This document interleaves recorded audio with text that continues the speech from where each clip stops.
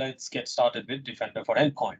And let's talk about what it means to protect endpoints in your organization. All right, so let's get started, right? So come on, move. Okay. So Microsoft Defender for Endpoint, or what we also call MDE in short, is a very comprehensive solution for prevention, detection, and automation of investigation and response of threats against all your endpoints. Right now, one thing I want to make sure that we understand that Defender for Endpoint is a massive platform of features, and it's not a single product. It is a platform with tons of security features, services, and controls, and is a key component of the Microsoft 365 Defender architecture, and obviously part of the Microsoft 365 Defender platform. So the reason I'm mentioning this because Defender for Endpoint, basically at that point being under the umbrella for Microsoft 365 Defender, it shares data, signals, and architecture with the rest of Microsoft 365 Defender suite, like Defender for Office, Defender for Cloud Apps, Defender for Identity that David covered yesterday. So we are always, enriching each from each of the products, right? Now, previously, all these products were under their own portal. With Microsoft 365 Defender, all of these are now brought under one portal. And natively integrating all these products within Microsoft 365 Defender, what it has done is that it really has streamlined the process of investigation that we have, and obviously greatly assist with truly effective threat mitigation, right? Because now it can stitch seemingly disconnected events together to give you the whole attack story, and makes it easy for you to proactively, if you need to, you can also proactively hunt across all the signals, not just the signals that Defender for Endpoint is getting, but across all the signals that each of those Defender products under M365 Defender is collecting and providing back to you, right? So always keep that in mind. It's not a single product. It only works when all the other products within M365 Defender umbrella is working together. So what you see on the screen are all the areas of focus for Defender for Endpoint, because that is going to be our focus for this session. And we are going to discuss how all of these different areas of focus comes together to truly provide you a holistic security cover for all your endpoints. And that is unmatched by any of our other EDR competitors, right? And you will see it as I go through it. So before I go into details, it is extremely important for us to know, and not only for us to know, but for your customers also to know, that Defender for Endpoint Safety is provided to not only Microsoft endpoints, but to all other major desktop and mobile OSs. On top of that, this security is extended to virtual desktops, like if you have Windows 365 in the cloud, which is basically your Windows 11 devices in the cloud. If you have AVDs or Azure virtual desktops, all of those will come under that protection cover. And beyond that, we are also able to protect your network devices like your Cisco iOS or iOS XEs or HP Aruba OSs or Palo Alto's Pan OS, to name a few, that all of those can be covered and protected with Defender for Endpoint. So it's not just Windows devices, but all your non-Windows platforms are also protected across your organization's network.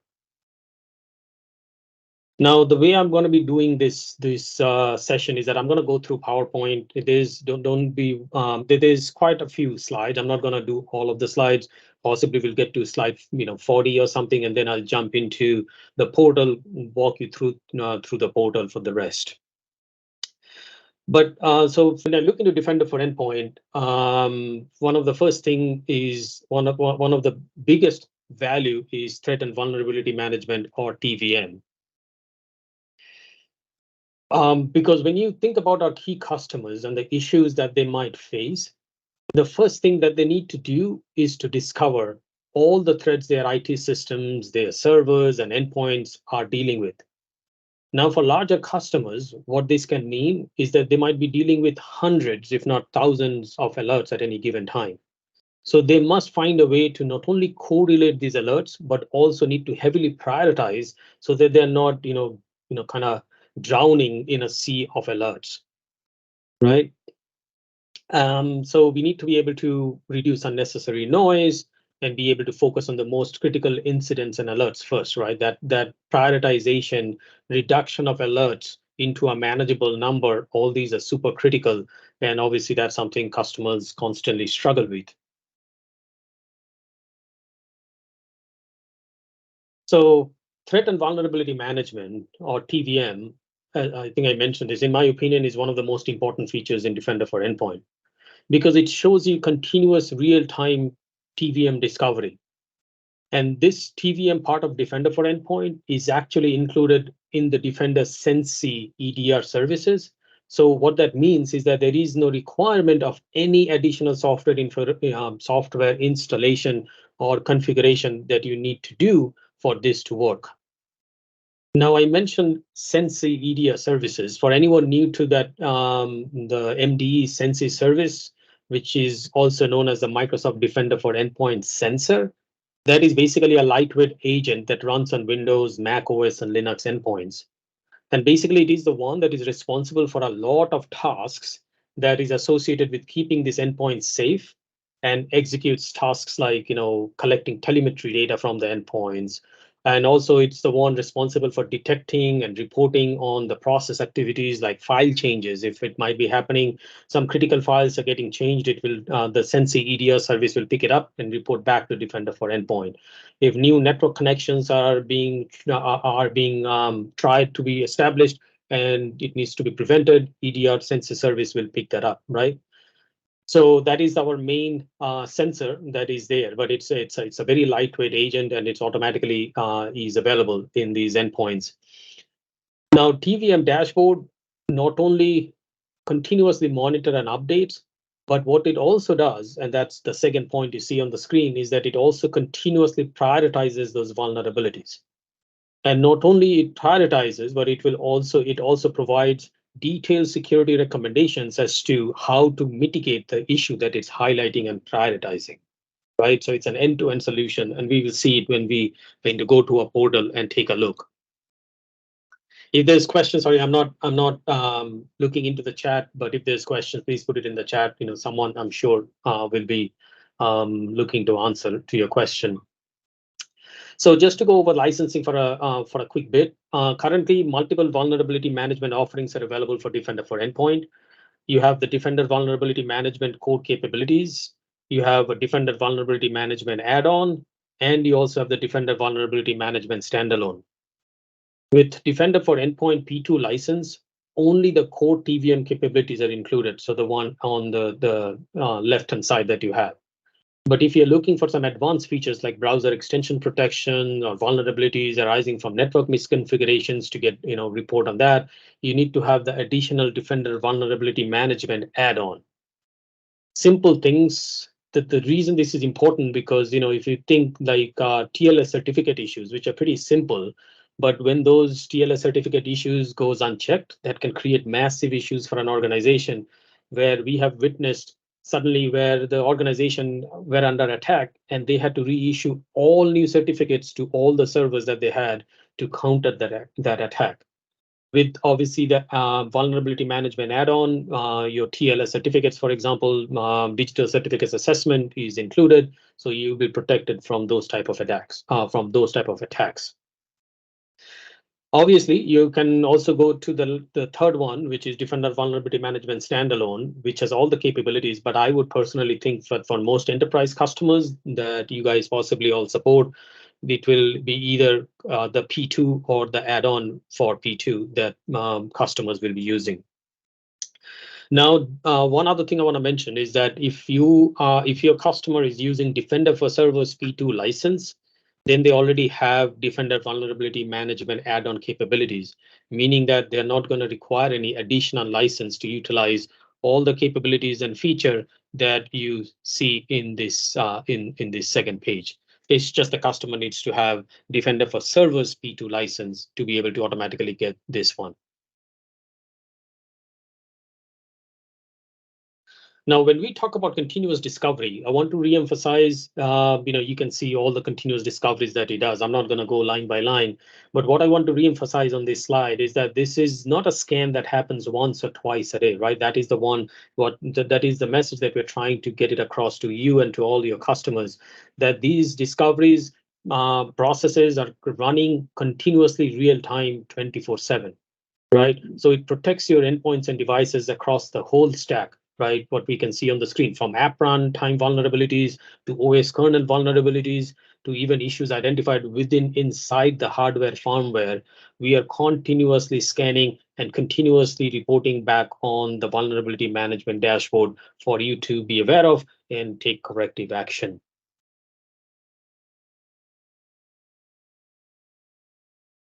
So where do you start with threat and like the TLV side of the house? So it starts with understanding what is your threat landscape.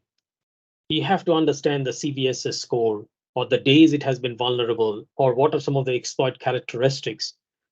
Now, CVSS, that might be a new term for a few of you. So let me just describe that. So CVSS is a vulnerability score. It's kind of like a qualitative measure of severity that is assigned to a computer system like a laptop or other endpoints to kind of measure the security vulnerability. And it can range from, I believe, 0 to 10, with 10 being the most severe. And that severity is assigned based on multiple metric groups. I think there was a base, there was a temporal, and there was environmental. So all of these vulnerabilities are checked to decide what is the CVSS score for that specific computer system, right? For example, the base, I believe, reflects what we call the intrinsic characteristics of a vulnerability, whereas the temporal metrics reflects the current state of exploitability, right? How much can it be exploited right away? And the environmental matrix basically reflects on the impact of a vulnerability for a specific context.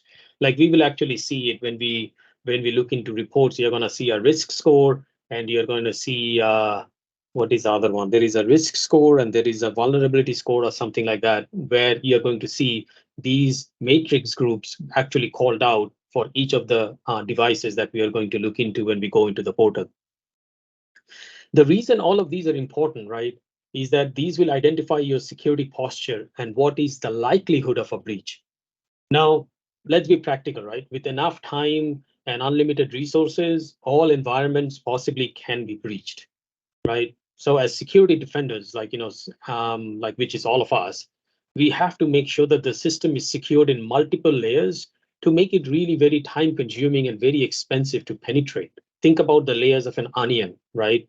Because the attackers are motivated by money, and they will leave and look for other more vulnerable systems if it takes them too long to peel each layer of the onion and try to get inside to actually extract the data that they're looking for, right? So if we put a lot of layers, then we are possibly going to frustrate the attackers, and then they're going to go somewhere else. Now, I do want to say that with the statement that this is not how Microsoft officially looks at it, but that's just a practical way of looking at it. And the last part of TVM is the automated compensation, right? Being able to do one-click remediation and have that remediation show up in the tools like Intune or Configuration Manager for it to actually enforce those, execute those remediation. That's just a game changer, right? You are able to track APIs. You're able to seamlessly integrate with other ticketing systems like ServiceNow, Jira, and others. It really bridges the gap between security teams and their IT counterparts, right? That is a big focus, because previously or historically, IT teams and security teams are all very separate. They all didn't really like each other. They all thought that the other team is there to make their lives more difficult. But now with everything in one portal, it kind of combines and brings the two teams together, both the IT and the security teams.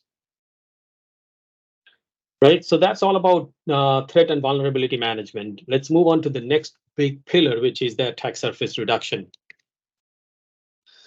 So again, let's start with customer pain points, right? One of the biggest pain points for customers is zero-day exploits. And I understand that compared to maybe 5-7 years back, these are zero-day exploits are much less prevalent nowadays, but it still continues to be a big threat. Specifically, especially if you consider that for majority of organizations, there are no more just corp-owned machines, right? BYOD has exploded and it's everywhere, and everyone is using multiple different machines with different OSs. They're connecting from their iPads, they're connecting from their Chromebooks and from their cell phones and from their Apple Watches. So they are all utilizing CORT resources from all these myriad of non-CORT systems and from anywhere in the world, right? So what that is also basically saying is that there is a fundamental shift where there is no more firewall, cocooned, and sanitized network environment, how it used to be 5, 7 years back, right? Users are connecting from anywhere in the internet. I am sure all of us gets our best work done. I know I do from an airplane because no one's disturbing me at that time. I can't go, watch videos or something else. So I am forced to work, and I can get my work done even if I'm flying at 34,000 feet, right? So that's great for me as a user and for my productivity. But obviously, it makes it all the more difficult from a security analyst standpoint, right? In trying to keep your systems and data secure. So attack surface reduction, or ASR that we normally call it, is a collection of controls that basically restrict common malware and exploit techniques, right? So it's part of Defender for Endpoints, what we call the Host Intrusion Prevention System, or HIPS system solution. Now, again, I want to reemphasize that ASR is not a single feature, but it is an umbrella term for all the built-in and cloud-based security features under HIPS. Now, attack surface reduction rules are important, and they definitely help in closing or at least lessening many of the common attack points that are used by malwares and ransomwares. Really think about it, right? The bigger the size of a bullseye, the more it will be susceptible to be hit. The smaller the size of the potential area or the component of the attack, the more difficult it will make it for the attacker to breach the system. So attack surface reduction rules covers a lot of potential areas of attack and basically uses cloud intelligence to target a lot of different behaviors, like if the software is oddly behaving, or if the software is launching an executable that it shouldn't be, or scripts that may be attempting to download or run files, or otherwise suspicious scripts, or basically overall behaviors that apps don't usually do during a normal day-to-day work. ASR rules will target those also. So at the end of the day, if you really think about it, the whole idea for ASR is to reduce the surface area that can be attacked. And with Defender for Endpoint, you can do exactly that. And the beauty of it is that you can do a lot of that without any significant disruption to user productivity, right? That's obviously a key feature to highlight when you're talking to customers. Now, ASR rules, as I mentioned earlier, is a collection of controls that you can deploy. ASR is not just about hardening your systems, like prevent any modification to like a System32 folder or program files folder in Windows, or restrict certain EXEs from executing from the temp directory. But ASR can do a lot more. It can block Win32 API calls from Office macros. It can block process creations, which might be originating from PSExec or WMI commands. It can block executable files from running, right? So it can do a lot of protection. So basically, unless certain files or executables doesn't meet criterias, which might be based on prevalence, which might be based on age, or is in a trusted list, then they will not be able to execute with the ASR rules being turned on the endpoints. Travis or Zach, if there's questions on the chat that we need to bring up on the call, please just interject. So what you see on the screen is a lot of rules that ASR allows you to deploy, right? Compromised PDF files, goes without saying, is a very common form of malware. A lot of malware obviously starts from phishing, where a backend script downloads and executes the malware. Again, ASR will prevent all of those from happening. So I don't know how many people have worked with Windows Defender Exploit Guard that we used in the configuration manager tool. But ASR controls, unlike Windows Defender Exploit Guard, ASR controls the simple on-off switches that administrators, like you, can deploy in very short order with either group policy. You can use PowerShell, but you can use configuration manager, or the more common thing is to be using Intune for the ASR rules to be deployed and those policies be executed, right? So, but you can, if you don't have Intune, you can use the other ones, but obviously Intune or what used to be the, what was the name? The Endpoint Manager is obviously our tool of choice. Now, when you are deploying these ASR rules, you can do it in multiple different modes. You can do it in block mode, you can do it in audit mode. With audit mode, it allows you to understand what is the potential impact that can happen if you decide to deploy that rule. Right, with block mode, it's immediately going to block from that execution to happen, which in some cases might actually, prevent your user from doing the work that they needed to get done. Right. So there is a new mode that I have seen is the warn mode, that warns the user, logs an attack, logs an alert, but allows the execution to be completed. So the user can do the function and the work that they have been doing or they needed to get done, but so that you are alerted and you can kind of go in and work with the user to kind of find out why he or she is utilizing that specific executable. So what are the things that I wanted to mention here? Yes, a couple of other things like ASR rules can only be enabled for devices where Defender antivirus is running in passive mode. I'm sorry, in active mode. So meaning what it is that if Defender antivirus on these endpoints are running in passive mode, then ASR rules will not function, right? Meaning that there is a third party antivirus that is the primary one that is running. Now, one of the very common questions we all get we get frequently is that how do you deploy ASR in a brand new environment? Well, our recommendation always has been to enable all ASR rules, but do it in audit mode first to view what is the potential impact, and then enable the blocking mode in multiple rings. Think about rings are like device groups, right?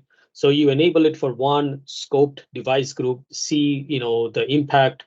You go to the ASR reporting page in Defender for Endpoint portal, check any issues, and then, do adjustments as needed, and then move on to applying the same ASR rules in audit mode in the next ring, so on and so forth. So don't obviously do it in all the thousands of machines you have all at the same time.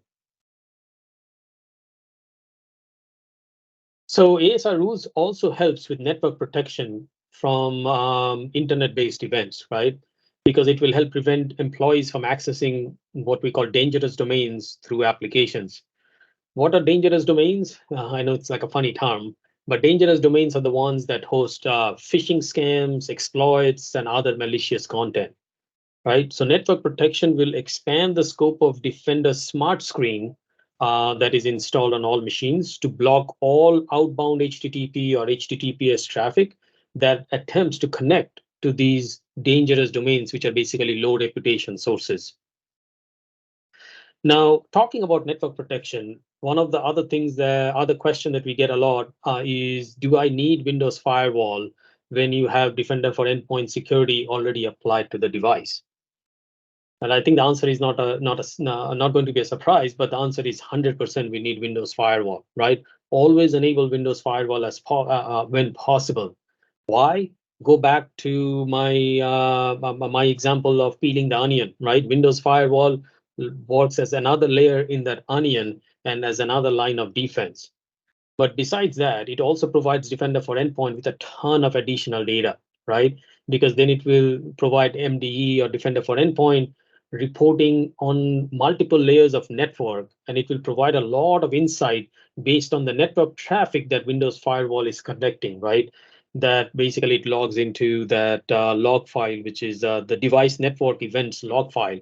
So we are going to have a lot more insight and valuable insight from that log file on which we can basically then take additional actions. So always keep Windows Firewall enabled as best as possible, right? Obviously open the ports as necessary, but keep Windows Firewall enabled. So the next in ASR is web threat alerts. So web threat alerts. Sorry, I'm not a native English speaking person, so please bear with me. Web threat alerts are part of network protection and part of ASR, overall ASR umbrella.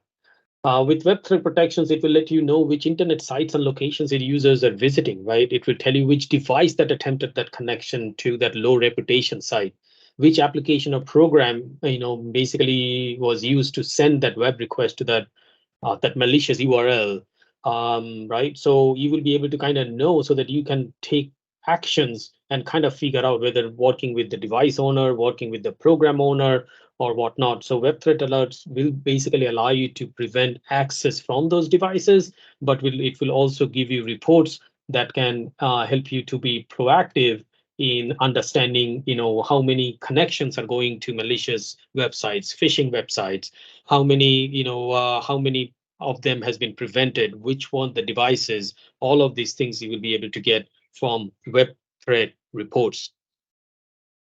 Now, this is how you create your own web content filter that you can then deploy. You can, you kind of see, like, what are the different ones that you can prevent. You select the ones that you want, and then you basically decide which device group or scope that you want to apply that web content filtering, because you can do it by device groups.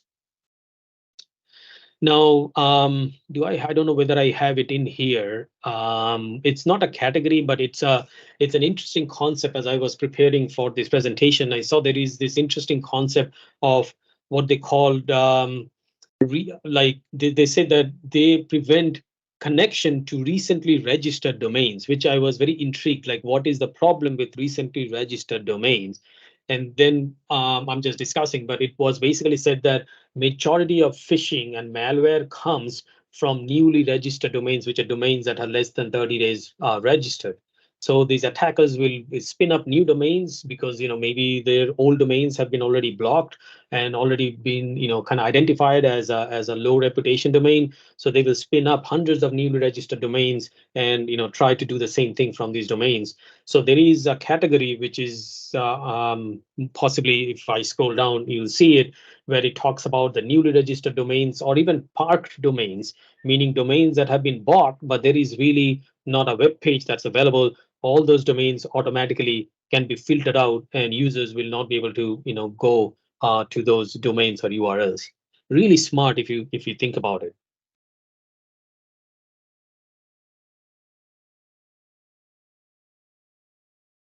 Right. Okay. So let's move on. We discussed threat and vulnerability management. We discussed attack surface reduction. Let's move on to the next generation protection, or NGP. Now, this data is, let's start with customer pain points. And this data is a bit old, but even with that, it is quite amazing to realize that there are more than 7 million unique threats that emerges every hour, right? Right. I couldn't find the documentation, but I believe, and Travis and Zach and others can correct me if I'm wrong, but I have seen where they talk about documentation, internal documentation, where they talk about that it is actually double digits now, more than 10 million unique threads that are generated or that emerge every hour. So obviously, there cannot be any reliance on solutions that only scans and updates periodically, right? So it has to be a continuous scan and continuous protection. And on top of that, excuse me, on top of that, threats are utilizing even more sophistication than ever before, right? Nowadays, you have a whole class of fileless malware, for example, where the malware doesn't even require an exe to execute.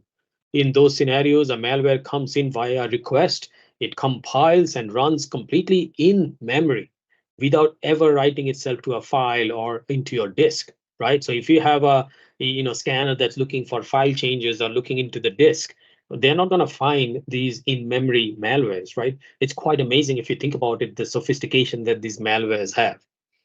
So looking at, per hour, 7 million. So it basically says that there are about 5 billion unique threats that emerge every month. So you obviously need security that can not only keep up with it, but actually can keep your organization ahead of it, right? Keep it protected.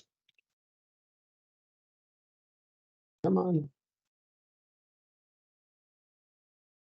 Sorry, trying to move my slide. There it is. So the old way of looking for a malware was by looking at the file hash or the emulators, because the file hashes were known, and the antivirus will update its library with that known malicious file hash. But obviously, these are not effective anymore because now it has to run on heuristics and has to run on a combination of user, device, and application behavior, right? How MDE does that, or Defender for Endpoint does that, it uses and it extensively uses data collected by AMSI. The AMSI is what you see on the screen, the third line.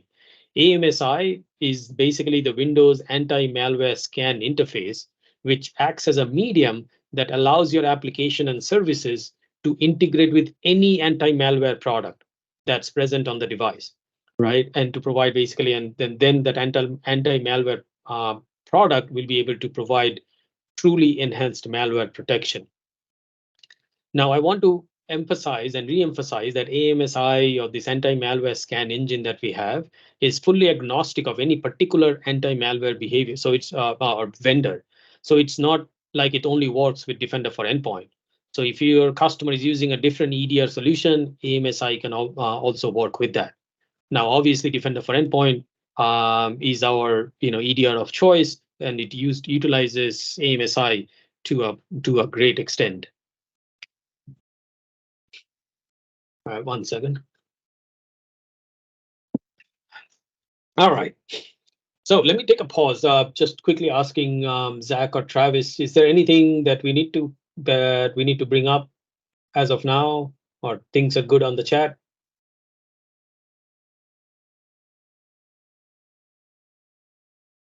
Okay. We have everything. Thank you, Travis. Answered. Looking for one more, but I'll take care of that. Thank you, Travis. Thank you. So I'm going to spend a bit of time in this slide. This is, I think, a really powerful slide. And I want to thank Travis, who actually taught me this slide a year back. This is, I think, the most powerful slide and really showcases the value of next generation protection that Defender for Endpoint provides. So while Defender antivirus, catches 8 billion threats on devices every month and not only catches it, makes it look easy, there's actually in the back end multiple advanced detection and prevention technologies that work under the hood to actually make it happen. What you see on the screen are the next generation protection engines that allows us to provide that protection. Many of these engines are built into the client and provide protection real time. This is especially helpful if the device, say, cannot connect to the cloud. Say when you are chilling at a cruise with no internet connection, or you might be, kind of hiking in some remotest locations with no data connection, but you see, oh, I have an email that has come yesterday. Let me check that email and click on that link or whatnot, right? So it will. What I'm trying to get to is that our next generation protection, the client side engines are still going to protect you even if you're not connected to the internet.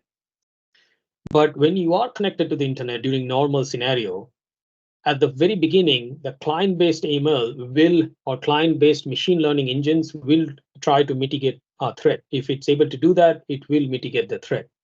But when the client encounters unknown threats, it will then send the metadata or even the file itself to our cloud protection service in the cloud, where more kind of like advanced protections are constantly looking and learning and integrating signals from multiple sources and is able to thus identify new threats on the fly, right? So it is pretty interesting. So let's go over some of these engines so that we can see the power of protection that all of these engines together provides. So in the cloud, the first one is the metadata-based machine learning engine, right?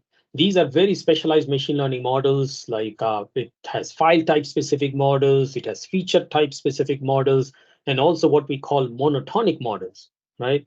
So it initially analyzes these feature descriptions of all these suspicious files that are being sent by the devices, where the device can't really fully comprehend if the file or the script is suspicious or not.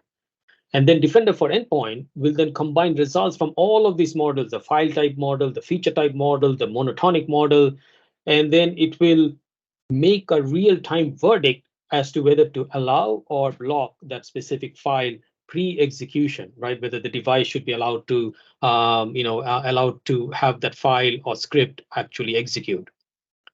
Now, I mentioned the term monotonic model, right? This is a very powerful tool in cybersecurity world. So think like this. historically, detection evasion has followed a very common pattern, right? Attackers obviously don't want to get detected. So when they build new versions of their malware, first thing that they will do is to test them offline against common antivirus solutions that is available in the market. And why they're doing it? Because they can keep making adjustments to their malware until the malware can successfully evade these antivirus products, right? Once they know that, okay, my malware is sophisticated enough to be not caught by the antivirus product, now they can start carrying out their campaign. Now, the thing, like historically, what will then happen is that the malware get propagated. It will obviously execute.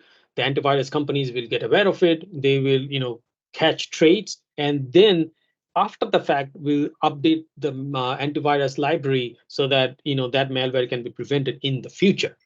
But in the future, that malware has already upgraded to a different version, right? So it's always a catch me if you can type of a scenario. So that's where Defender antivirus has a significantly advantage in becoming resilient to attacker tactics like what I just mentioned. Because a sizable portion of the protection that we deliver are powered by machine learning models that are hosted in the cloud. What happens is that the cloud protection service basically breaks the attacker's ability to test and adapt to our defenses in an offline environment, because now what's going to happen is that either the attacker foregoes testing or are forced to test against our defenses in the cloud, where we can observe them and react even before they can actually execute, right? So now we are actually ahead of the attacker, and the attacker really can't test out the new malware and try to see if the antivirus can catch it or not, right? So that is super, super neat. Now, with monotonic model, which got me to this discussion, we take that even one step further.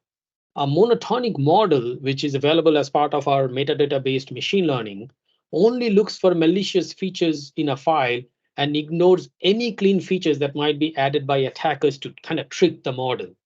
What this does is that it makes the model more resilient to adversarial attacks. Because when an attacker, like think about like when an attacker adds features to a file or malicious features to a file, that only increases the malicious score. And then Defender for Endpoint will have even of a more reason to block the file, right? So kind of puts these malware creators, kind of stops them right at before they can start. So really nice. The next two pieces are the behavior-based ML and AMSI paired ML. So behavioral blocking and containment capabilities that's available in Defender ATP uses protection engines that specializes in detection and stopping threats by analyzing behavior. One of these engines leverages insights from what we spoke earlier, I think a couple of slides back, the anti-malware scan interface, or the AMSI interface, which has visibility into the script content and also the behavior. And then it pairs it with the machine learning model on the client and in the cloud, working together to detect and stop these, kind of these malicious scripts from execution, right? So think about it like this, right? In the endpoints, we have more of a performance optimized machine learning model that examines this script content and behavior using AMSI. Now, when scripts run and malicious or suspicious behavior is detected, then what we are going to do is that we are going to extract specific features from that content and send it to from the lightweight client. We will send it to the much more powerful machine learning models in the cloud, so that it can do the analysis and provide a verdict back to the client, right? And all of this is happening in real time. So in the interest of time, I'm going to move on a little bit more quicker, right? Detonation-based machine learning, if anyone has ever looked into it, is basically where all suspicious files are detonated in a sandbox. And so that, the sandbox is obviously completely separate from your customer environment. You can definitely get access to it. You can specify what is going to be the storage of a suspicious file after it being detonated in case you need access to it. But detonating it in a sandbox obviously protects your environment. And then reputation-based machine learning refers to where Defender ATP queries, the domain's reputation, right? If it's a low reputation domain, low reputation URL, and basically will block threats that are linked to those suspicious domains or URLs. And all of this is happening real time, and the machines are also learning real time. Now on the client, coming down on the client, we already talked about the lightweight machine learning models that makes the verdict within milliseconds if it can. But besides that, for in-memory scanning, right? I mentioned briefly if anyone caught me saying that we have these very sophisticated malware where it does in-memory scanning and doesn't even write to a file. But with in-memory scanning also, what you see over here, Defender ATP will scan the memory space by a running process and be able to expose those malicious behaviors that might be hiding through, basically code obfuscation, right? So I hope with all these discussions, I hope you're getting the understanding that even at times when the client is not connected to the internet, it is still protected with all these client-side engines. Obviously, there's heuristics. We already discussed AMSI. Next is heuristics, where heuristic rules will identify file characteristics, excuse me, that have basically similarities with known malicious characteristics. So we will be able to catch that. So there's all these engines running together to provide that next generation protection for your endpoint, right? Really, really powerful. All right, I have to move on a little faster, otherwise I'm going to be way behind. But I get very excited when I'm talking and about these engines because these are the fascinating pillars of our protection. Now, this is the fileless protection. I think I already covered it, so I'm going to move on to the next slide. So this is a good slide to understand and also show to your customers that if you really think about the barrage of malware that is sent towards all our systems and devices, that 8 billion a month malware that is getting, that is getting created and sent to our endpoints.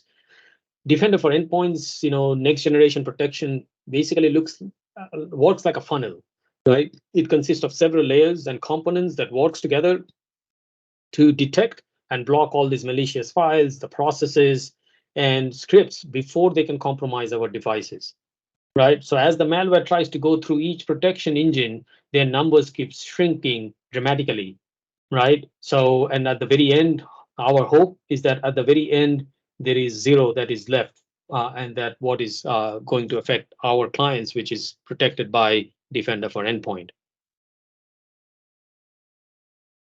Before I move on to the next section, this is my last slide for next generation protection, is a very important aspect called tamper protection. Because we all know that attackers are relentlessly upping their game in bypassing security, and they are constantly trying to go after real-time protection settings like on your Windows devices, the on-access protection policies, and basically try to stop those antivirus service, the Windows Defender antivirus service, or attempt to turn off the behavior monitoring, script scanning, so that they can basically execute what they are trying to execute. Now, one of the innovative ways in which Defender for Endpoint have hardened our solutions against these kind of attacks is to go through tamper protection, right? With this protection in place, it can mitigate, malware threats that basically attempts to disable those machine security protection features, provided by Defender antivirus. So you might be thinking that how do I deploy tamper protection? You deploy tamper protection securely and manage it centrally through Intune. Very similar, how other endpoint security settings you might be managing through Intune. And this, I believe, and Travis and Zach can correct me if I'm wrong, can only be managed through Intune. What Intune does is that it basically creates a secure channel to be able to light up this feature on the client, right? So so basically when an administrator like you enable the policy in Microsoft Intune, that tamper protection policy gets digitally signed in the backend before it even before it basically gets sent to the endpoints. The endpoint then verifies the validity and intent, make sure that it is a proper signed package that obviously only a security person administrator from Intune can do, and that's how it gets managed, right? So that you cannot tamper that tamper protection engine in that sense. All right, moving on to the next one, which is endpoint detection and response. And as usual, I am quite behind. But hopefully folks are getting value out of this discussion, right? But I will try to speed up. So let's talk about EDR, right? So we all know that attacks are obviously getting complex and more sophisticated by the minute, right? We discussed fileless attacks, just a few slides back. Because with fileless attacks, it is so prevalent. What Microsoft has found that 46% of compromised systems have actually no malware in them, meaning that there is nothing in the file system that looks like a malware, but the system is actually compromised because the malware might be actually executing in memory. They might also be living off the land, right? Living off the land is a really unique technique of attack where they might be just using built-in tools like JavaScript or Visual Basic Script or even PowerShell and still be able to do a lot of things on the device, which can be considered technically to be a malware, but they are just using the tools that are honestly natively available on the device. And on top of that, excuse me, and on top of that, a lot of these attacks are multi-stage attacks. So we need to be able to follow them around across your networks and all your devices and be able to tie them up together so that you as a SOC analyst and administrator is able to understand and follow that chain of attack. That's where the EDR or endpoint detection and response comes in. EDR obviously, helps you to correlate all the attacks, allows you to go back 6 months of data. When I say correlate of attacks, think about it like, your environment, your customer's environment might have, 10,000 alerts. So now this correlation will allow you to bring it down to maybe like 1,000 incidents. And then from those 1,000 incidents, we possibly will be able to do automated remediation with EDR tools and bring it down to like 100 incidents or 50 incidents, and we are then going to prioritize it, right? So at the end of the day, that is what your SOC analysts are looking for. Obviously, they are going to be inundated if they're going to be, trying to look into 10,000 alerts and trying to, rectify those alerts. So behavioral blocking and containment is an important piece to understand, right? Because in today's landscape, there's highly polymorphic threats are mutating faster than traditional solutions can keep up with, right? We have already been discussing how behavior blocking and containment capabilities in Defender for Endpoint can really protect us against those malwares. But the EDR capabilities that Defender for Endpoint has now takes it even much further. So Defender ATP, the EDR side, is fed by a massive amount of security signals on a net that's coming from your network, endpoint, and even from kernel behavior, right? And it also has visibility from all the other surfaces, including, as David discussed yesterday's identities, email, data, your applications, right? So Defender ATP then processes and correlates these signals to raise the detection alerts. Now, one thing I want to make sure we understand that unlike the usual monitoring tools on a device that only gives separate signals from that one device, Defender ATP gets a steady stream of signals by putting together information coming from all these various threat intelligence resources. And these signals cover events happening across all the different machines, all the different surfaces. So it has visibility on everything that's going on in your environment. And then when Defender ATP detects something suspicious, like an unusual behavior, it then sends, as we just discussed, it will send the details about the process, the associated files, the process tree, the file hash, a lot of these signals to multiple classifiers, right? Then Quick Protection Engine will look at this information, check it against other signals, and this will decide if the file should be blocked. Once a decision of block is made, it immediately obviously sends that information to that device from where it got that file, right? But it doesn't end there.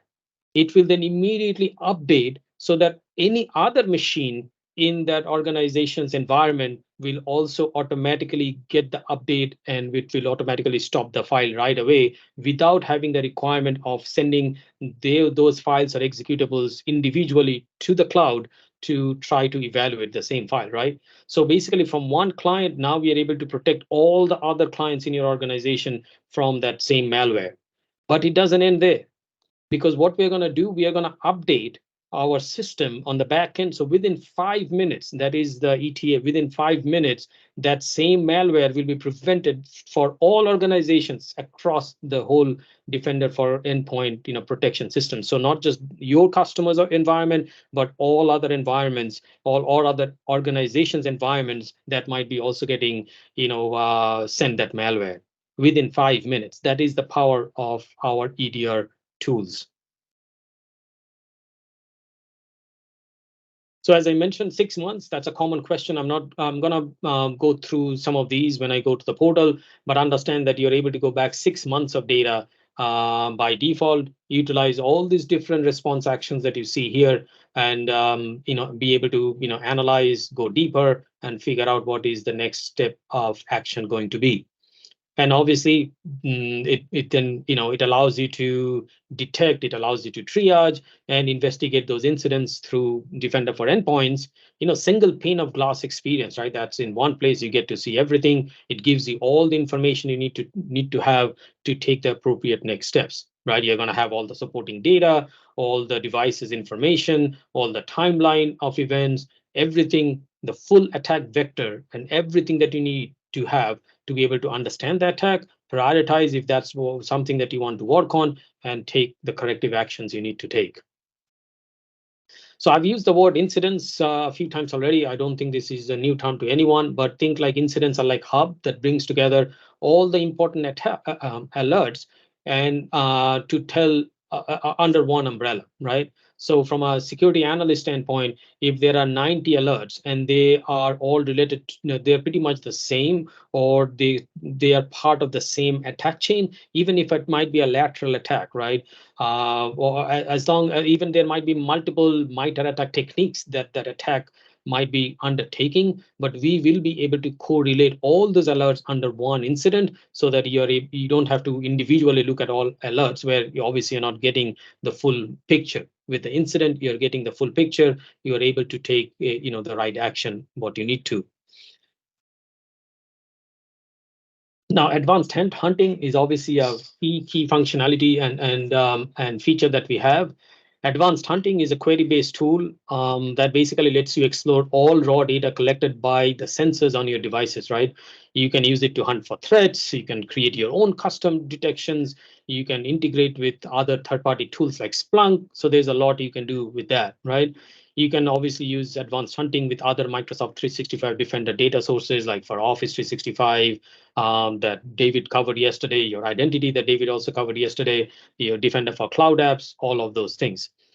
Now, advanced hunting is based on the KQL or Kusto query language, right? KQL is an open source language that Microsoft created to query big data sets that we store in Azure Cloud, right?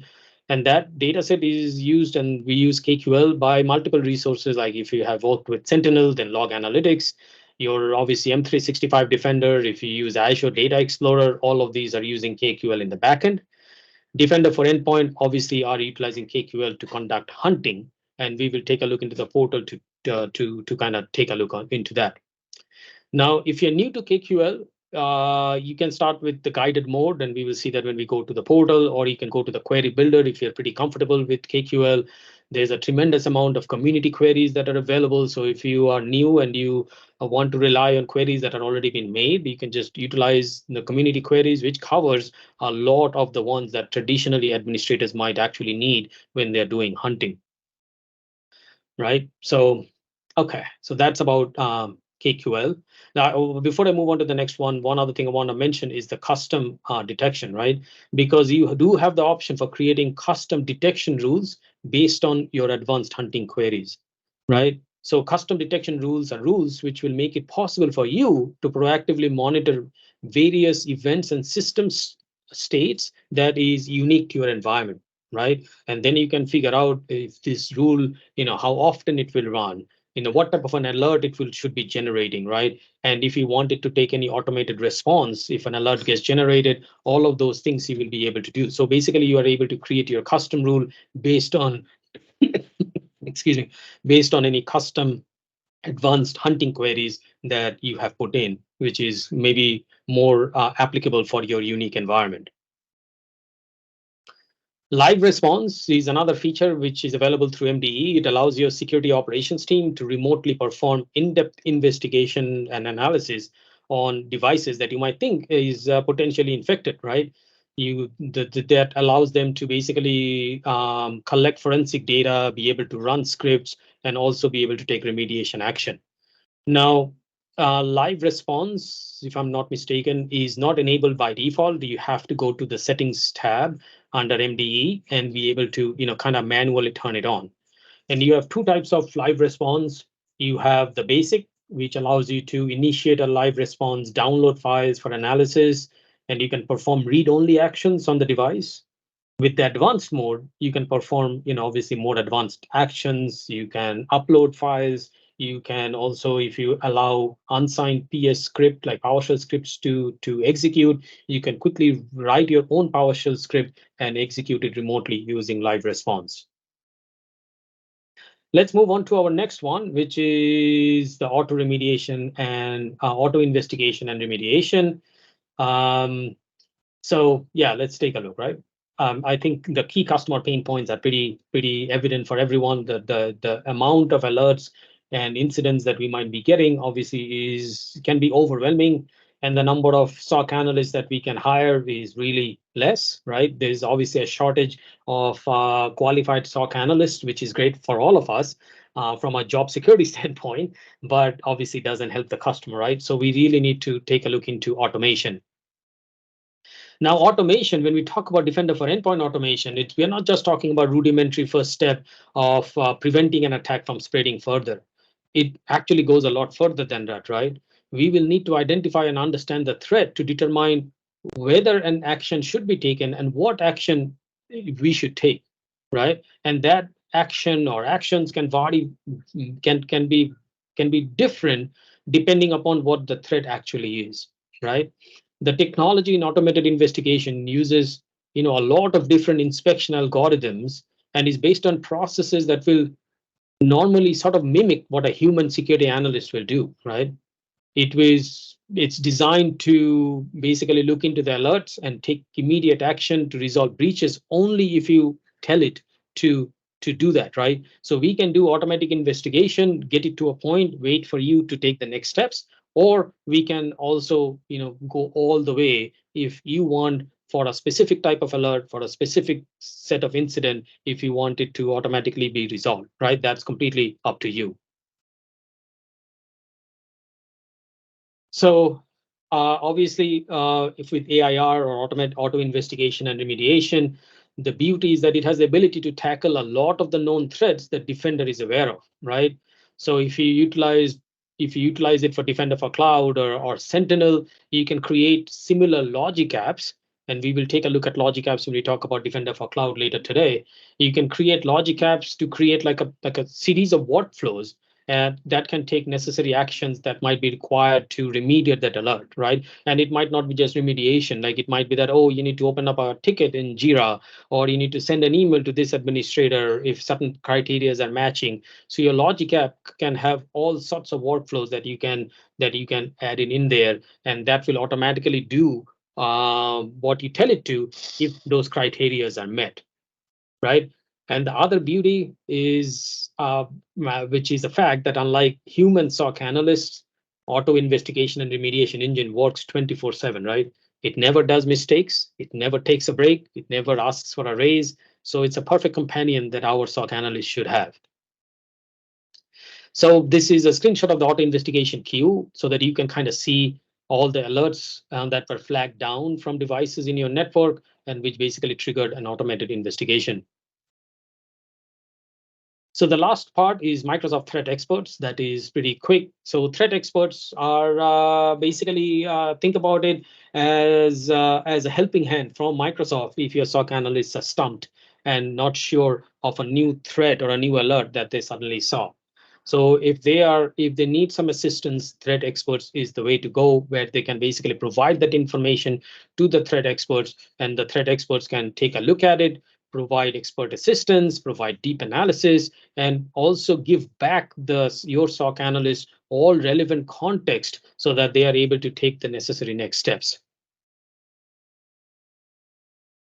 So I believe, and the threat experts has now been renamed and is under the umbrella for Microsoft Defender Experts for hunting, right? This was again created. It's not a reactive protection engine, right? This is only for customers who already have a SOC, but wants Microsoft to help them proactively hunt threats using data that we see in Microsoft 365 Defender. Again, I want to emphasize that this is a proactive assistance service, right? But it goes beyond the endpoint to hunt across, to help you hunt across Office 365, your cloud applications and identity and others, right? And as I said earlier, they will investigate, they will tell you what they have found, and then they will hand off that contextual alert information along with the next steps back to your SOC analyst for so that they can basically execute on the next steps. Now, I do want to specify that there are different levels of assistance that the customer can sign up for. There is I believe there's the endpoint attack notification service that can assist with proactive threat monitoring and analysis. You also have the Defender experts for XDR, which is the extended detection response, where they will be looking at not only your M365 environment, but across all your multi-cloud environment, right? And then there is the Microsoft Security Services for Enterprise. So there's a lot of different services that are available for you for your customers to avail of, right? If you have a question for an alert, you go in here, you select the alert, and basically you have the option to consult a threat expert, which I believe has now been changed to ask Defender expert, but it's basically does the same thing. Now, do know that this service requires an extra cost, and that license is sold separately. So you obviously want to kind of know about how much it's going to cost you. So I'm gonna take a break from the PowerPoint. The rest we can cover. I'll provide the PowerPoint. Obviously, you're gonna have the PowerPoint in full, but let's go into a portal and take a look. All right. So this is your all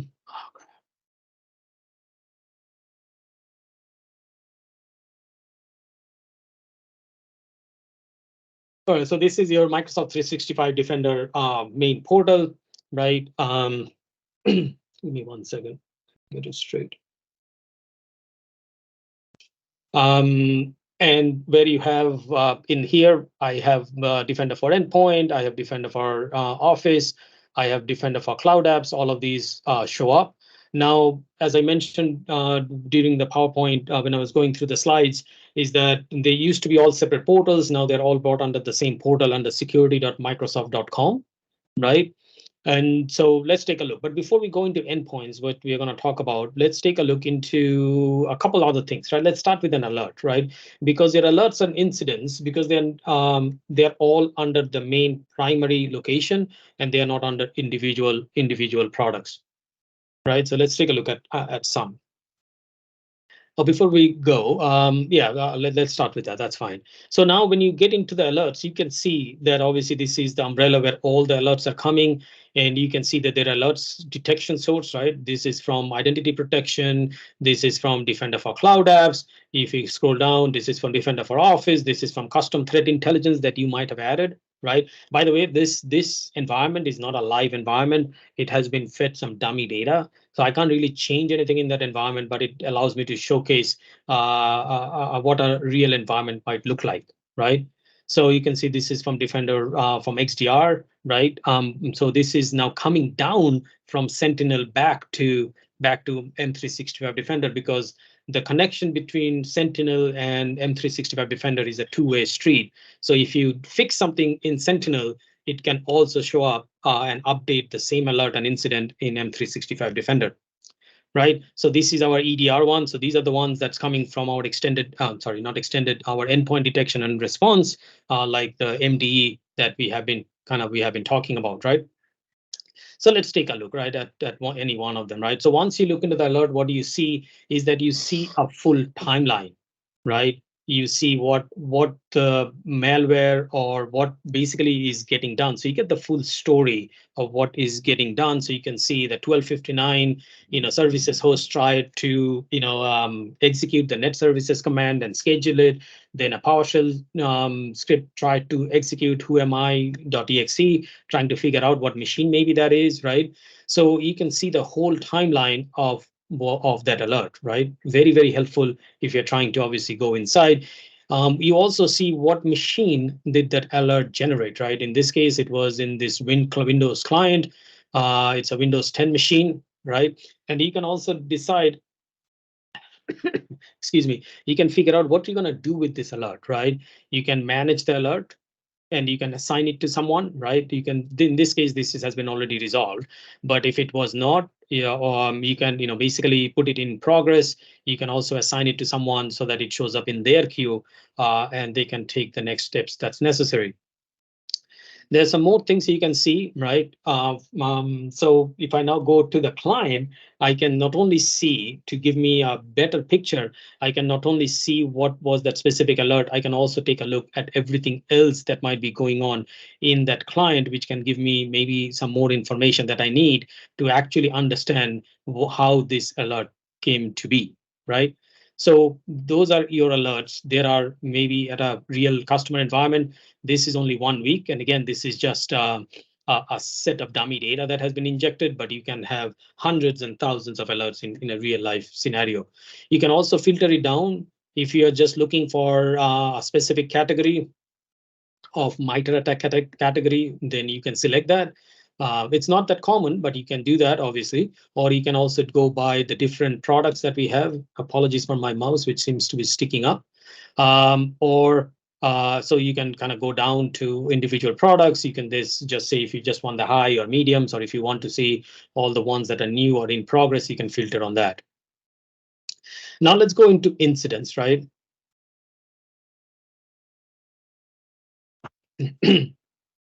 So incidents, as I mentioned earlier, it's basically a co-list alerts based on multiple criterias and machine intelligence that we deploy to kind of figure out which alerts are actually part of the same attack chain, right? So in here, let me see, there are active alerts. Is there any good ones? So these are incidents from individual alerts, but okay, there is one right here, right? This is a multi-stage incident that is utilizing, that's why it's a multi-stage. It's utilizing 1, 2, 3, 4, 5, 6 different MITRE attack techniques, right? And it has affected 3 hosts and 7 user accounts.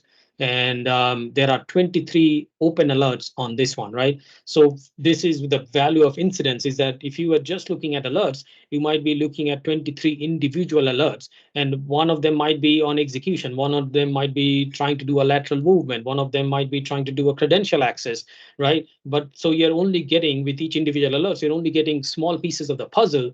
But with them under the incident, you are now able to get the full picture, right? So let's take a look. I just saw the chat. Yes, never asks for a raise. Yes, that's an important thing in today's world, right?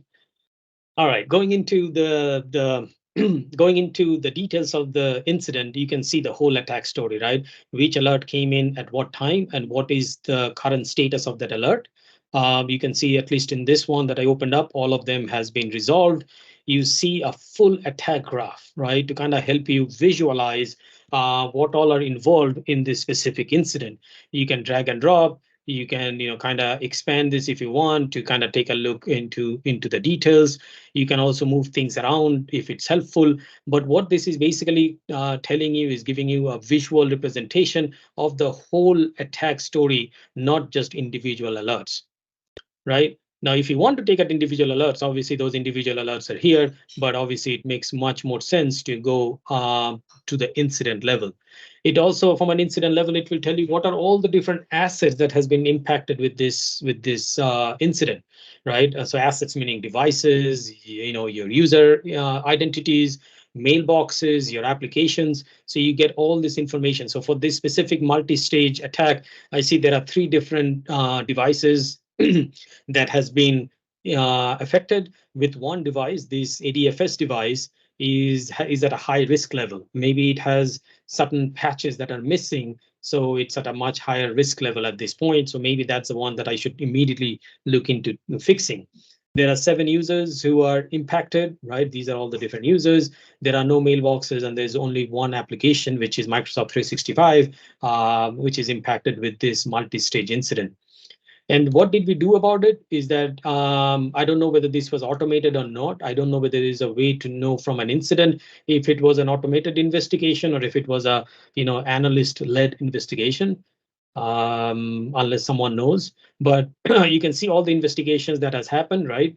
And you can go into even looking into the details of the investigation to see when the investigation started, when it was ended, and what are all the different vectors that was inspected, what was done, everything you can see. Now, I just said, like, you can know what was done, because if you can go to the logs, it will tell you details of everything that was done for that investigation to be completed.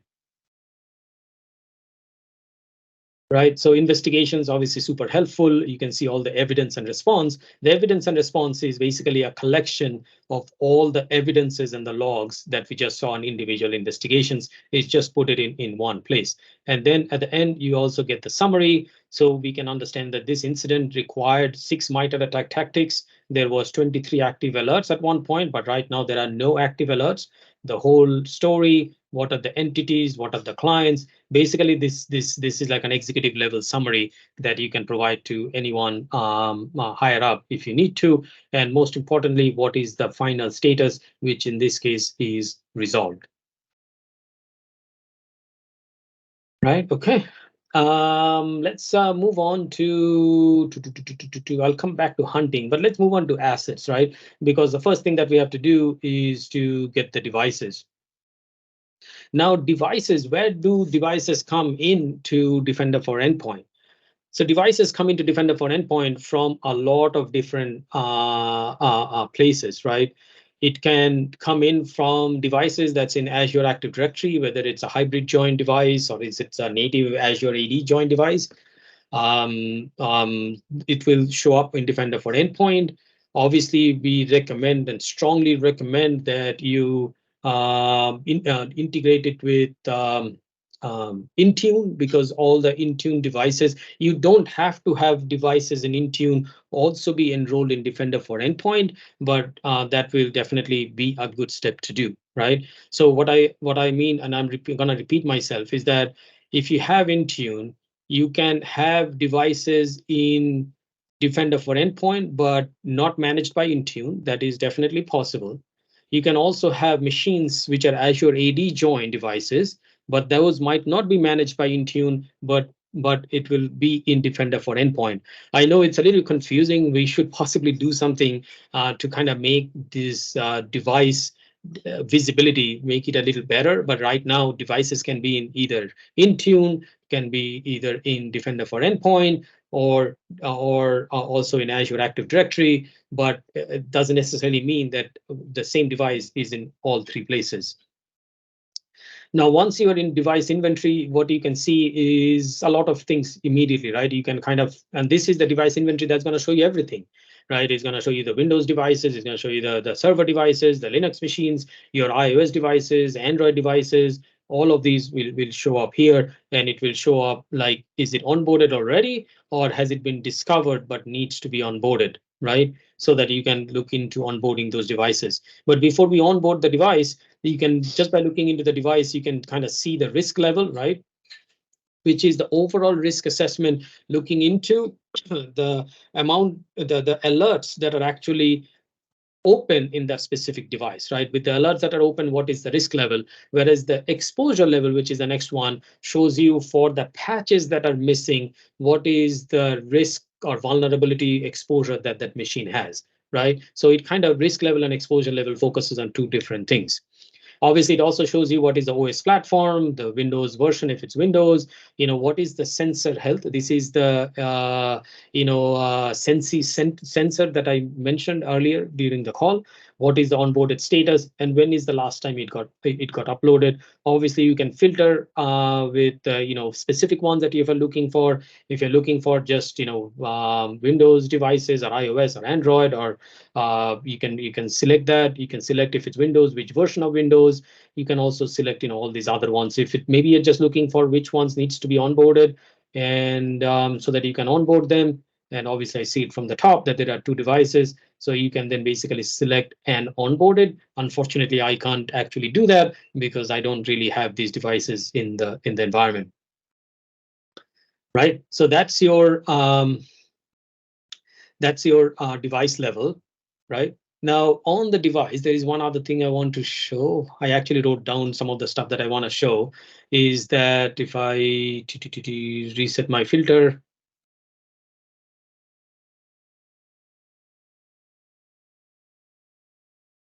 so if I select any of the device,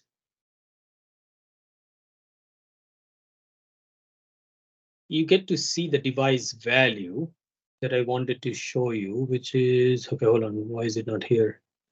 Where did the device value go? Oh, there it is, right?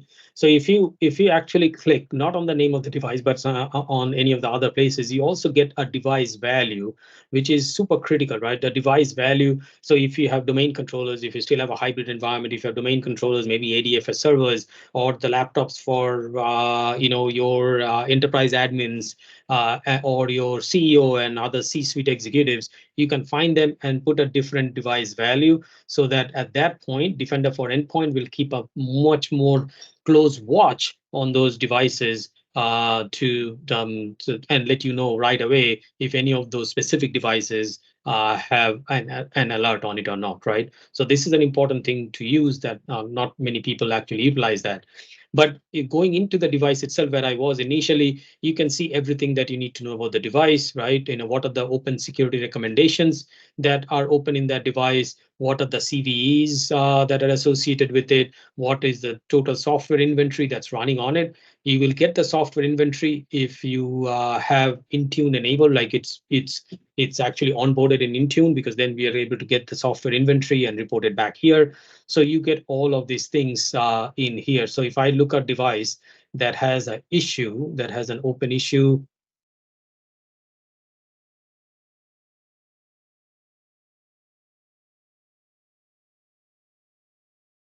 right? If I look into security recommendations, it's basically going to tell me which of the security recommendations that I need to immediately take action on, right? All right, so that's about devices. Let's now go back to endpoints, right? Okay. Oops. So for the first thing with the endpoint is my TVM, or threat and vulnerability management, right? So now when you go into the dashboard, it kind of gives you an overview of what is your TVM score, what is your exposure score, and what is the graph over time. Obviously, we don't want the graph to keep going up. We want the graph to kind of go down, right? So my exposure score is here, and it also tells you what do I need to do to improve the score, whether to improve my exposure score, whether to improve my score for devices, all of those things I can do, which basically improving the score basically is going to take me to recommendations, right? Because that's what it is. It just makes it easier for you to find, right? But let me go back to the dashboard. Right. So you get all this information. Again, this is high level information. What are the top vulnerable software that you have running in all your environment? That will show up here. What are the top exposed devices? Again, these are in our dashboard. Obviously, you can get the device information. For example, if you go into devices and if you go by the one which has the highest recommendation, you can definitely get that. The dashboard just makes it a little easier. Let me just go into a recommendation.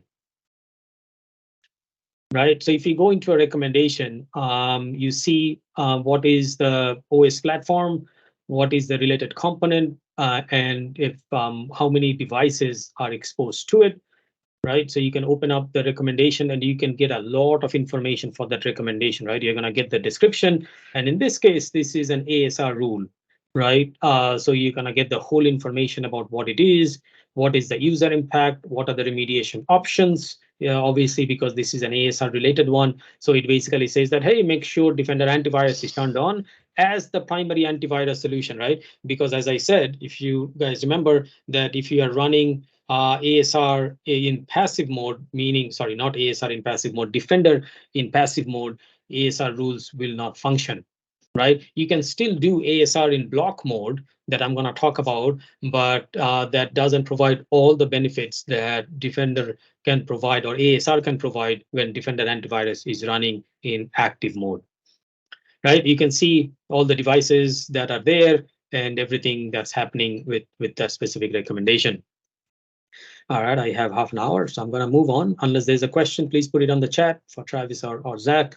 Um, let me look into some of the, let me, before I go into here, let me also take a look into some of the reports. So because we have been talking about ASR, let's take a look at an ASR report.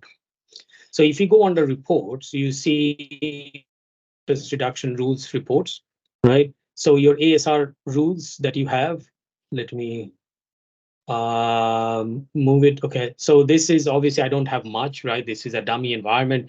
You can kind of see from the ASR rules that you have put in through Intune or through group policy or PowerShell or through configuration manager, those what has been what has been the end product of it, like what are the ones that has been tripped. You can see the details of it right here, and whether it has been just audited, right? You remember, so in this case looks like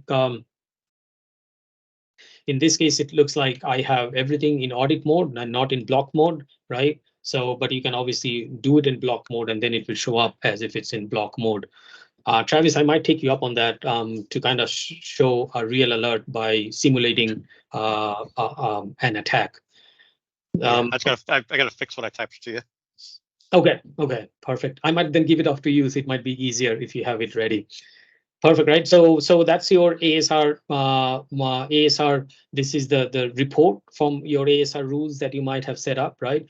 And you can also do a lot of different things. Like if you go into configuration, which basically shows your devices, you can click on a device and it's going to tell you, which is super helpful if you're trying to figure out abnormal behavior that, oh, I don't want this rule to run against this set of devices.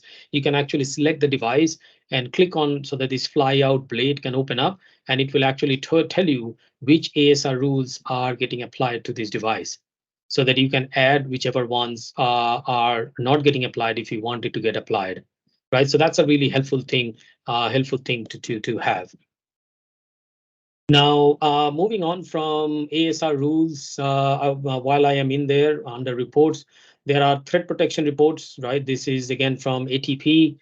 You can kind of see what are all the different threat protection, what is threat protection getting, not only from Defender for experts, but also from your custom detection. If you have from antivirus, from your smart screen on the devices, from Defender for endpoint, Defender for Office, all of those, these reports are pretty helpful, to kind of get a high level overview and then be able to go inside if you want to dig deeper or if you need to dig deeper. The other one in this report I want to show, I don't know how much data I have, is web protection. We discussed that when we were talking during our session today, and you can kind of see that web protection one. So all the ones that you have gone into Defender for endpoint settings and specified that no one should be able to go to low reputation websites or parked domains or domains with adult content and stuff like that. You can come back to these reports and kind of see what is the details and how users are using it, and you can then go into details as to find out which device or which application tried to make those connections to those questionable URLs and domains. One important area to go into is settings, right? So if you go into settings, and in this case, we're going to go to advanced settings, I want to showcase a few of them, right? So in advanced settings, the first one I want to show is enable EDR in block mode, right? I touched on this just, I think, a few minutes back. So EDR in block mode is coming into play when you have devices where not Defender for endpoint, where Defender antivirus is not the primary antivirus that's running on the machine. So Defender antivirus is then running in block mode. But even with the block mode, if the primary antivirus missed a specific malware, our EDR detection can still block that malware from executing.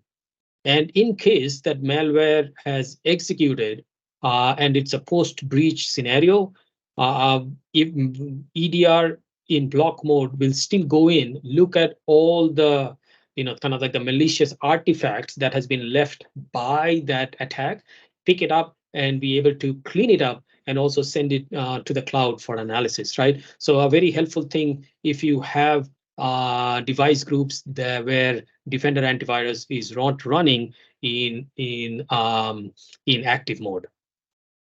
Obviously, if you want to automatically resolve alerts, you need to be able to do that. Otherwise, auto investigation can start, but it will rely on you to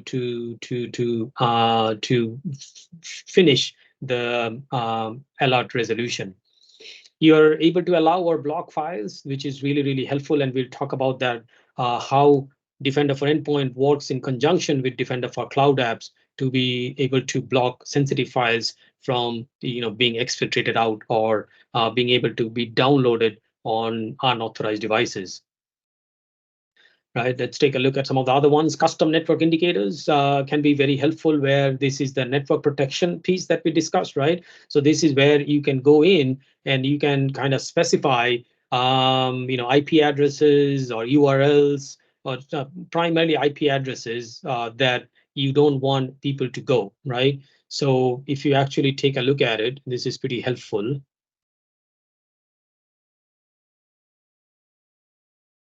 Yeah. It should have gotten me in here to indicators, IP addresses. This is basically the one, right? So if you enable that custom, what is the one? Custom, I forgot the exact name. If you enable that, now you're able to kind of put in the different IP addresses that you would want to be blocked, different URLs or domains that you would want to be blocked, or if you have custom threat indicators and you have come to know of specific file hashes of some new malwares that going around, you can add them in here. And obviously then Defender for Endpoint will make sure that those files with those hashes are not allowed to execute. Right, let me go back to my advanced features. Let's see what else was remaining. So tamper protection, this is the one we discussed, right? Where we will tell Intune, and this will only work with Intune, where we'll tell Intune, and Intune will make sure that the devices, the malware is not able to stop the local threat protection engines that's running on those devices. That's tamper protection. If you're using Intune, it's a no-brainer to turn it on. And then Defender for Cloud Apps, right? For Defender for Endpoint to work with Defender for Cloud Apps, you need to get that integration on. We are going to talk Defender for Cloud Apps next. Web content filtering, right? All these needs to be turned on. Live response, this is the one that allows you to remotely connect with the infected machine or a server. If you turn it on, you will need to turn it on, and then you will have to make sure that the proper permissions are set here for the right people to be able to get access remotely to those machines to do what they need to do. Right, so we're talking about permissions. Why don't we take a quick look at permissions? Right, so these are all the Defender permissions that you might have. And this is also the place where you can put in the device groups, but these are all the different roles that you need people to be a member of so that they can do those live responses. Okay, let's go up. Let's go up into, where was I? All right, sorry, trying to see. Okay, so one of the things, so we have already covered all of these, right? Timeline, baseline. Now, a couple of things I want to discuss before, let's see if we are able to do and show you a real life simulation of an attack that we can do and how an alert shows up. But in the meantime, let's just go through these couple things. And so connected applications, right? Connected applications so connected applications are basically applications that have been associated with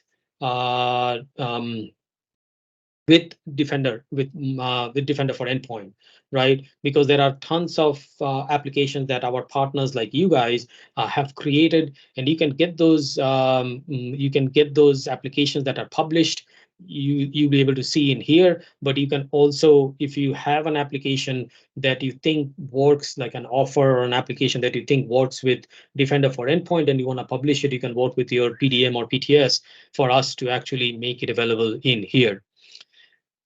You can also do API Explorer, right? So So an API Explorer, think about it like, as I was mentioning, these applications, like, typical, enterprise might deploy multiple solutions, to manage all its security needs, right? To run its day-to-day operations, right? And then on top of that, it's very common for a SOC team to develop their own custom automation. To maybe they want to automate certain procedures, they might want to automate or integrate some data. This API Explorer then basically allows them to be able to build up that interoperability with some of these either enterprise applications or homegrown applications that they are doing, and then they can also enable automation, right? So with this API Explorer, you are able to basically explore a lot of these APIs. So if you, for example, if you want to see what are the last 10 alerts, so this one is just URL, so you can just run the query directly. But let's see if I do here. Huh. I don't know why it's not. It should have added it in here. That is odd. Okay, but I'm just saying, right? You can run the query. Not all queries are going to come back with responses, but you can use the API Explorer to be able to, do that interoperability with your either other enterprise app or with your homegrown applications. Now let's talk about hunting a little bit, right?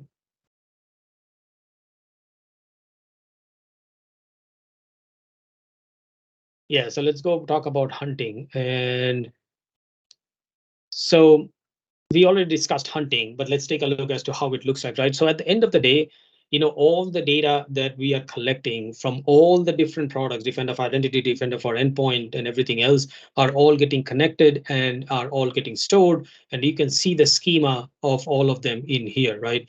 You can see the schema. You can see the schema here. And if you can expand the schema, obviously these are the broader level umbrellas. And you can see, for example, under identity info, you have all these different other vectors that is available to use. Now that is great. If you are good with KQL, you can obviously start building on it. Some of the basic ones you can do, like for example, if you want to get a device info, you can run device info and it will show you all the devices that's in here. If you want to, I don't know, like if you want to see all the device events and you want to not only, let's see, these are all the device events that's running, that might be a lot. Obviously, it shows you only the top 10,000, but I want to know maybe, how many device events I have. I can just pipe in a count and run the query again, and it will basically tell me that I have 14,288 device events in the last 7 days, right? Obviously, if you increase it, I don't know how much I have. Oh, see it right away updated. So the data shows that I have 41,300, sorry, 41,000. What is this? 41,000. 413,227 events or alerts, sorry, or events, right? But to a lot of us, this might not be the best way to start. If you're new to KQL, you can then go to queries, and this is where a lot of the queries are available to you. You can also get a lot of new queries from GitHub. If you go to GitHub, there are new queries that are getting added every day. You can bring those queries in here and save it as your own query, share it with the community, share it with your other SOC analysts if you need to. So you can see, for example, a lot of queries are here. Let's take a look at maybe one for what do you want to look to? Ransomware, right? So let me remove this. It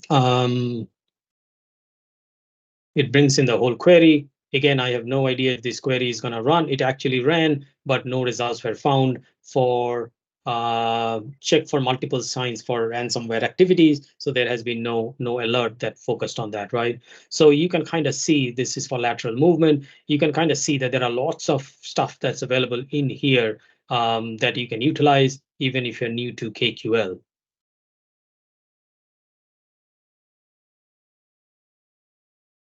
So this one, Active Directory sensitive group modification, someone have modified a group. Let's run it. Let's see. if we get some nothing, our environment is pretty good, let's just say, right? So you can create your own query, right? You can create a new query, you can create your own. Let me close this. You can also, once you have created your own, you can see this is the query builder. It kind of gives you some assistance by which you can kind of get started and try to build that query. Now, once you run and create your own query, you can then basically create a custom detection rules, right? Which is not highlighted for me here, but this create custom detection rule from this hunting query that you have created will allow you to, at that point, specify details about that, like, okay, so what am I looking for, which you have already specified when you have created the rule. Then it will say what type of alert do you want to create, and what type of severity should you be assigning to that alert if that alert gets triggered, right? Is there an automatic remediation that you need to do, right? Is there a logic app that you want to associate it with it? So you can create all of this from your own unique hunting, that unique query, that if you have one, you can basically then create a rule out of it. All right. What am I missing? So that's your custom detection rule. See, I have one, right? Or not I, whoever created this environment has one. And you can see that he's basically just looking at unmanaged devices and all the details that he has created. So if you create one, it will also show up in here. The next thing I want to do is go into the evaluation and tutorials. So evaluation and tutorials, let me see if my one. So this is another environment, right? With your evaluation lab, you are able to build and create multiple machines. And then these machines are live only for a specific amount of time, right? So I have 3 active machines which are going to be live for 72 hours. We basically just created it 5 minutes before the start of the session. I didn't have access to this environment before. So the machine just got started. Now, what this basically helps you to do is to simulate attacks that you can do in this machine and see how the alert shows up, how the incidents show up. So you get real time, real life in your environment where you might not have the dummy data that I have in this environment that Microsoft provides to me as an employee. If you don't have that type of data, it's still, you can go into the evaluation lab, set up your devices, that those are VMs that get spun up, and then you can go into the simulations tab, and you can get some simulation file, download the file, go into that device. That device will tell you what is the username, password, and how to connect and run the simulation file. Or, these are from Microsoft, like say for documents drops, a backdoor from Atomic Red Team. We have Attack IQ that got added a year back. So let's try to run it. Let's see what happens. Right, so attack IQ, it's a simulation. I'm gonna select maybe a persistence method MITRE attack technique. Let me select. The drop down should show me those 3 devices. The devices are up and running. That is odd. Make sure that the agent's installed. Yeah. Did it show that the agent was ready?